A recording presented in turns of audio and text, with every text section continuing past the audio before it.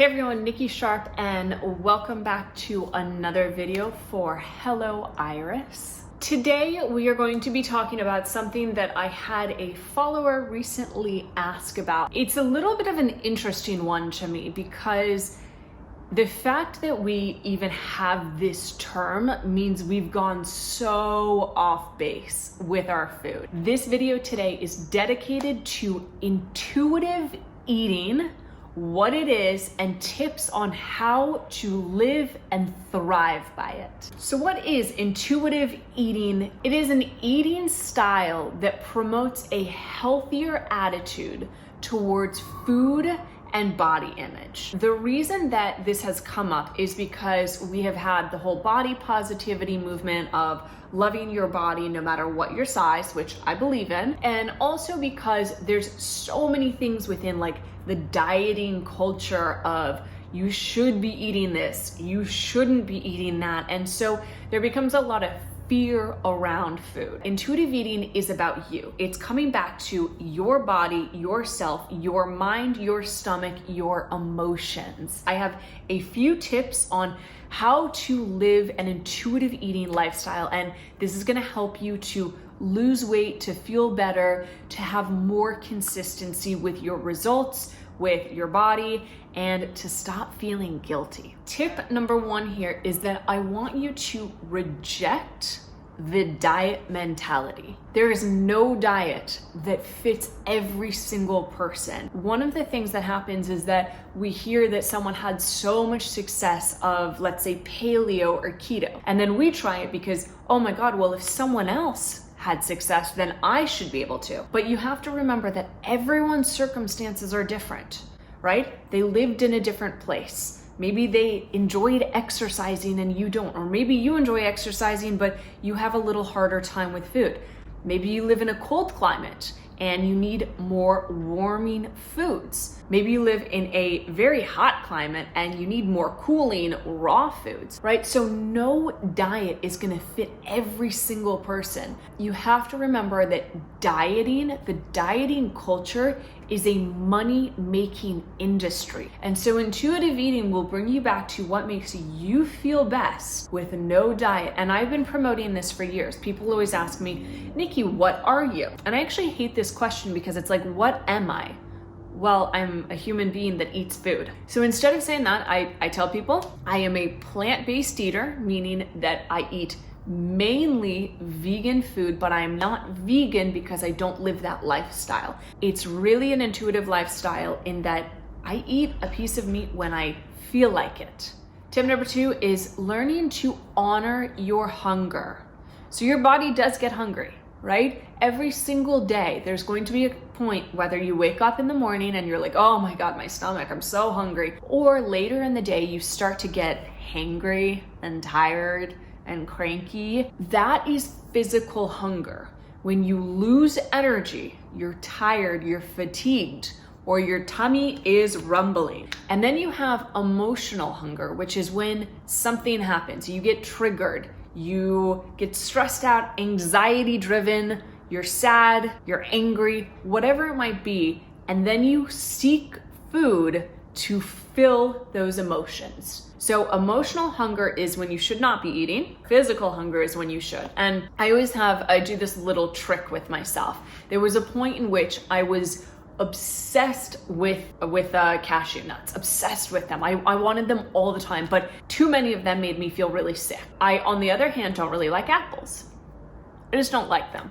And so I would ask myself, whenever I started craving these cashews, and like when I say crave cashews, I don't mean like 3, I mean like handfuls of cashews. So I would do this little trick, ask myself and say, okay, Nikki, would you eat an apple right now? If the answer was no, then I knew that it was an emotional based craving.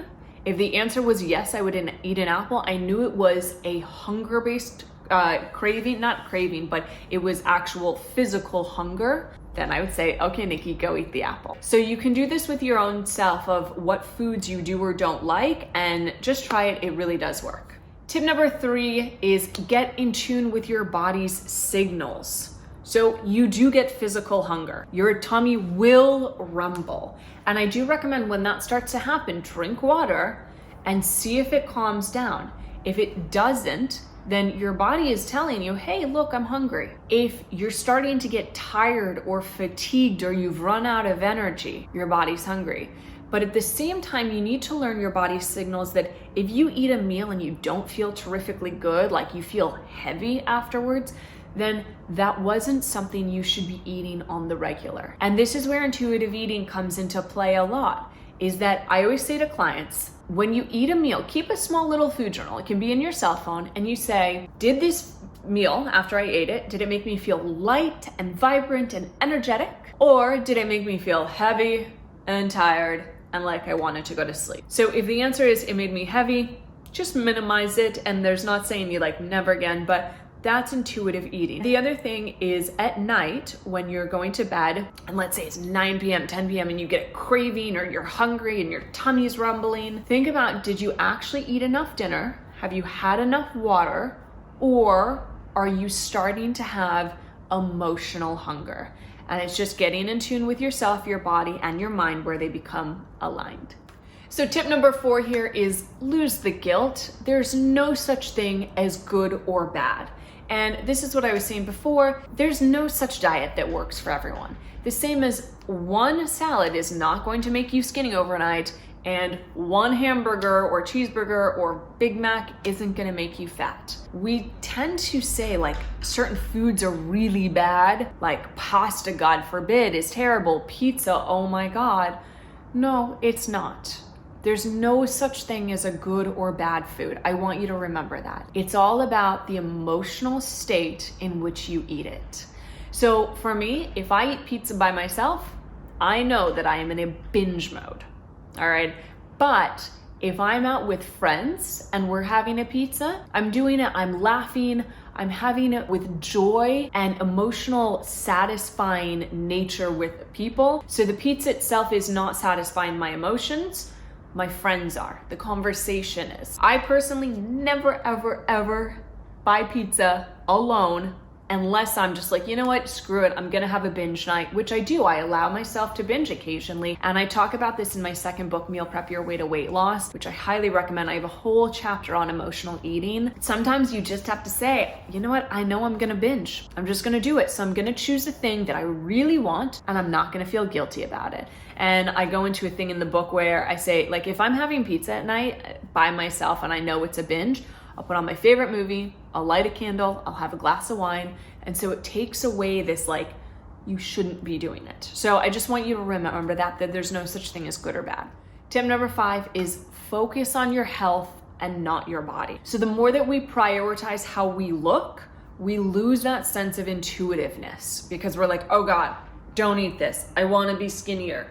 Instead of saying, I want to feel vibrant and energetic, what can I do that will make me feel that way? And so when you start to listen to the body signals and you prioritize eating foods that make you feel light and vibrant, and you think about, well, will this make my skin break out? Like when I have cheese, it always makes my skin break out. And so I know that that is a conscious choice. I know that I feel bloated after I eat cheese. So I still do it, yes, but I'm more, specific on when I do it. It has to be in a really nice atmosphere, not every week, not every day sort of thing. Focusing on like, I want to have amazing skin. I want to smile every day because I feel confident. I want to look my best. I want to feel my best. I want to have energy. With that, I hope that you guys enjoyed these tips. I know that was a lot and they can seem overly simplified or sometimes complicated because they're so simple, but if you follow these tips, I promise you will start to become a more intuitive eater. You will lose weight, you'll feel great, and you will never have to focus on, dieting and all of that. If you enjoyed this video, please give it a thumbs up, share it with friends or family or anyone that you think it could be useful to. If you haven't subscribed to the channel, please do so. There are new videos every single week on tips to keep you healthy, happy, and vibrant all year long.